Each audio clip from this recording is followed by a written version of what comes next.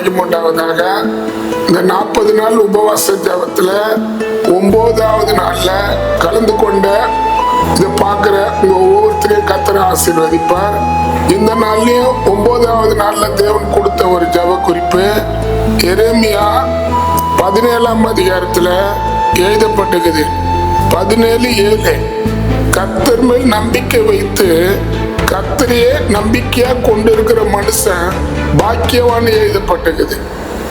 உண்மையாவே நம்ம கர்த்தர் மேல நம்பிக்கை வைக்கணும்.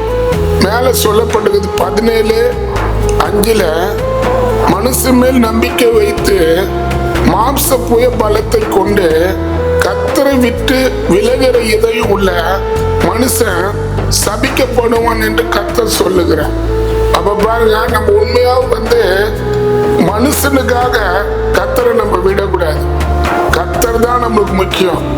அங்க சொல்லப்பட்டிருக்குது பாருங்க, என்கிட்ட சாபத்தை பத்தி பேசினாரு. இயேசு கிறிஸ்து 2000 வருஷத்துக்கு முன்பாக முள்முடிய தலையில நமக்காக சுமந்தார்.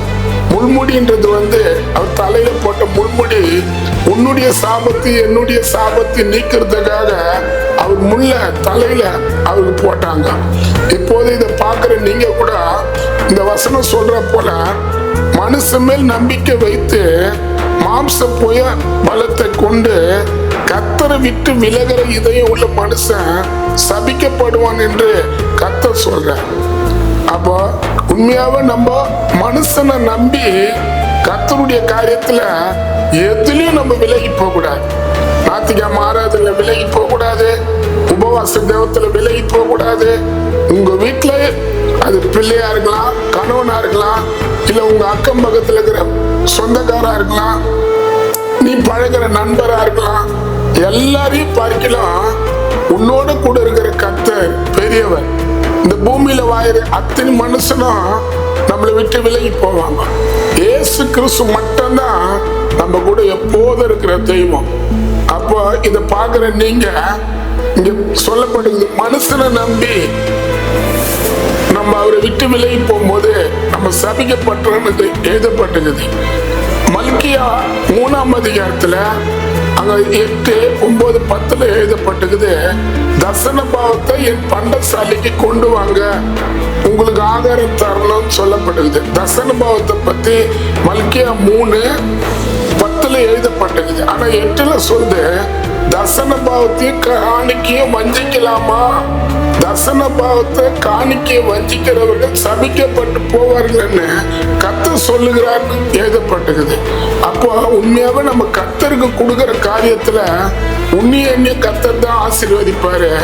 ஆனா நம்ம ஏழ்மையா இருக்கிற வரைக்கும் கர்த்தருக்கு உண்மையா இருப்போம். ஆனா நம்மள ஆண்டவர் உயர்த்தி இப்ப 5000 வாங்குறோம்.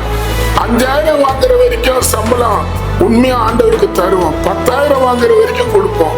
ஆனா 1 லட்சம், 50,000, 2 லட்சம் கர்த்தர் நமக்கு தரும் போது அந்த பணம் தேவனுக்கு நம்ம தரக்கூடாதபடி நம்ம இறுதியும் தடுத்து நிறுத்தும். உண்மையாவே நம்ம இன்னைக்கு நல்லா இருக்கிறதுக்கு காரணம் ஏசப்பா தான். நீங்க ஏசப்பாக்காக எவ்வளவு கொடுக்குறீங்களோ அதை வச்சுதான் ஆண்டவர் உங்களை ஆசீர்வதிக்க முடியும். அங்க சொல்லப்பட்டிருக்குது, தசன பாவத்தையும் காணிக்கையும் வஞ்சிக்கலாமா கர்த்தர் சொல்றாரு. அங்க எழுதப்பட்டிருக்குது. மார்க் 12ஆம் அதிகாரத்துல ஒரு விதவை பத்தி சொல்லப்பட்டிருக்குது. ஒரு விதவி காணிக்கை பெட்டியாண்ட இயேசு உட்கார்ந்து இருந்தார்னு எழுதப்பட்டிருக்குது.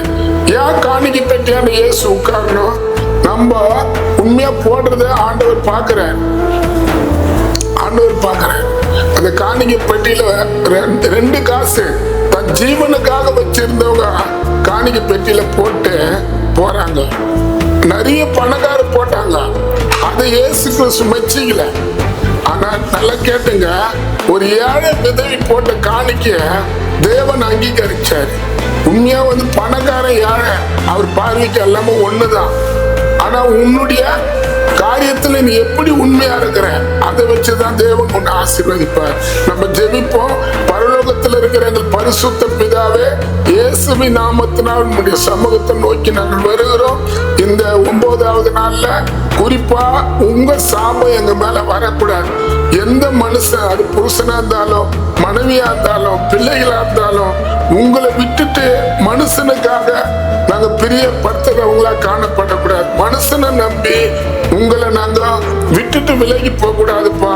எப்போது எங்க கூட இருக்கிற தெய்வம் நீங்க மட்டும்தான். அதே போல எங்களுக்கு எவ்வளவுதான் ஆசீர்வாதம் வந்தாலும் கொடுத்தவர் நீதான் சொல்லி உங்க ராஜ்யத்துக்கு கட்ட நாங்க மனதார தந்து உங்க நாமத்தை மகிமைப்படுத்த எங்களுக்கு உதவி செய்யுங்க.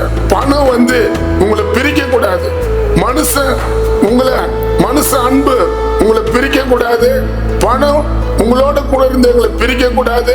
எங்களை முற்றிலும் எங்க சபையில இருக்கிற ஒவ்வொருத்தரையும் இந்த 40 நாள் ஜபத்துல தேவன் பாதுகாத்து கொள்ளுங்க. உங்க வருகை வரைக்கும் உங்களோட கூட நாங்க நெருங்கி உங்க நாமத்தையே மகிமைப்படுத்தி கொள்ள உதவி செய்யுங்க. இயேசுவின் நாமத்தினால் பிதாவே, ஆமென். என் ஆத்மாவே கர்த்தரை சோத்திரி, என் முழுமே பரிசுத்த நாமத்தை சோத்திரி. என் ஆத்மாவை கர்த்தரை சோத்திரி, கர்த்தர் செய்த சகல உபகாரியம் மாறுவாங்க. ஆமென். கர்த்தர் உங்களை ஆசீர்வதிப்பார். ஆமென்.